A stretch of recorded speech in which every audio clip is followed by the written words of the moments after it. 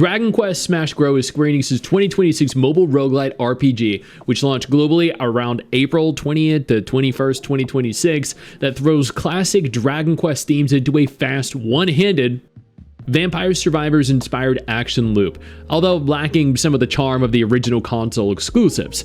As a gamer who sunk hundreds of hours into mainline Dragon Quest titles, my favorite of course being 8, and more recently having cleared 1 through 3 from the 2D HD remakes, I went in expecting the traditional Dragon Quest humor and polish, but came out surprised by how little it resembled what makes Dragon Quest such a fun, wholesome journey. The plot is pure, unpretentious Dragon Quest comfort food when it's present. Mostly, you'll just play through countless stages without so much as an interaction with another NPC.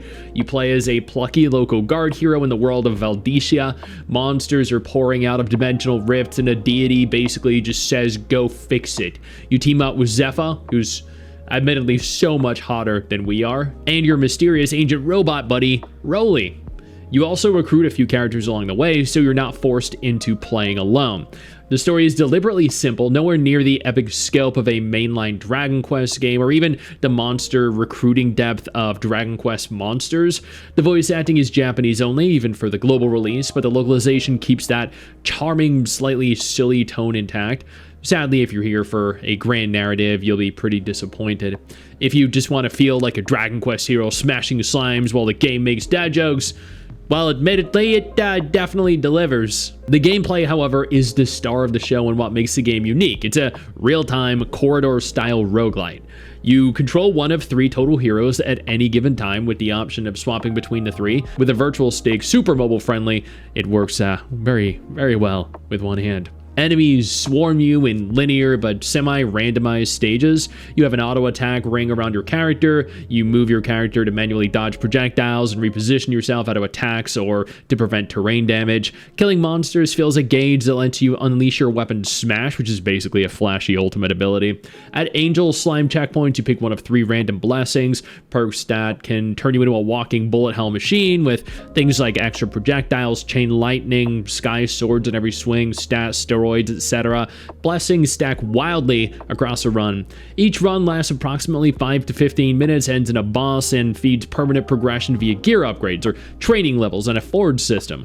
Once more, you can switch between a small party of vocations: warrior, mage, priest, traditional Dragon Quest class archetypes, etc. And there's light build crafting between runs. Co-op exists, but is limited and time-gated. Ultimately, the best way of describing it is that it feels like Dragon Quest cosplaying as Vampire Survivors with just enough manual control to feel ever so slightly skillful. Concerning the gacha, there doesn't seem to be any character gacha present. It's equipment only, weapons, armor, accessories via premium transmuter banners, not character or monster pulls. Rates are about 7% for 3-star gear. I've gotten quite a bit of gear already, thankfully. There's a stamp and pity system, 60 to 100 pulls for guaranteed 3-star weapons, with limited banners having higher pity costs. You get 10 free pulls at launch and decent daily, weekly currency plus farmable materials. You'll find no issues playing the game in its early chapters. You can clear the first few story chapters and do pretty well with upgraded commons and smart blessing picks. Game passes do exist and can be bought with gems, which is nicer than some titles.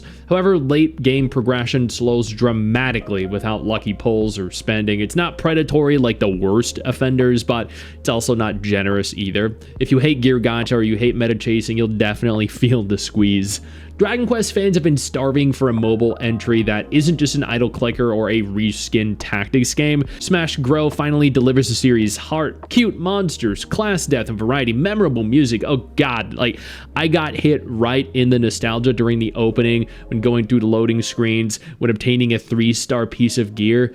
Damn. The grow insanely strong in one run fantasy combined with Dragon Quest nostalgia creates this weirdly wholesome power trip that keeps people coming back for more, even if it lacks the same polish or charm of the mainstream titles.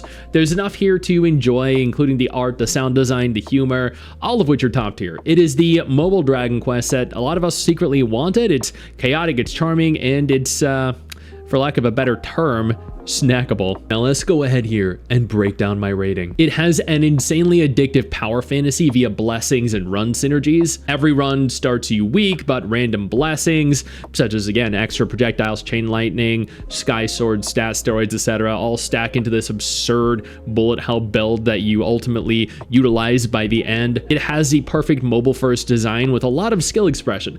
The runs are 5 to 15 minutes at tops. It has intuitive virtual stick controls, which are very one-handed friendly, and there's no need for constant babysitting. It features top-tier Dragon Quest audio visuals and has a huge nostalgia bomb. The gorgeous 3D models, the iconic Toriyama-style monsters, the banger soundtrack. There's strong customization and build variety, lots of vocations, warrior, mage, etc. There are talent trees, party composition, forge upgrades, memories. These all let you theory craft wild loadouts. It has a charming, lighthearted story and characters. It has solid early game generosity and polished, decent free pulls, plenty of resources, and game passes being buyable with earned gems makes the first 10-20 hours feel relatively fair. It has a repetitive core loop and linear stages. These are corridor style maps with very small enemy packs.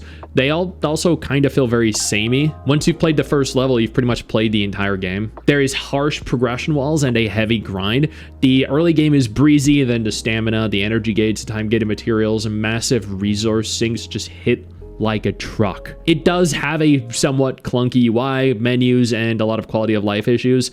They archaic navigation, slow transitions, multi-step reward claiming, confusing inventory management, and the tedious upgrade notifications. God, it feels like a first-gen mobile game. It has relatively predatory gacha and monetization. The gear-only gacha, the 7% for 3 stars, isn't bad at all. It's actually pretty good. But with the significant number of banners, all the different monthly subs that give me PTSD from being an MMO player, it's literally a pay-for-speed or convenient style gacha at its worst, with very strong pull bypass walls. It has a generic and forgettable story. Literally like a vanilla Dragon Quest plot with decent pacing and characters, but there is zero in terms of epic compared to any mainline Dragon Quest game. It is a letdown. And then the limited social features and long-term retention, the bare bones co-op, very time gated, few hours a day, no guilds, no chat, no friends list. There's really nothing to do beyond the daily grind. Overall, if you're a Dragon Quest fan, if you enjoy roguelites or survivor likes, or you want the high quality mobile game for 10-20 minute sessions at a time, then Smash Grow might be something of interest to you. It's free. The first 10-15 hours are a blast, and the Dragon Quest charm carries it through the grindy bits.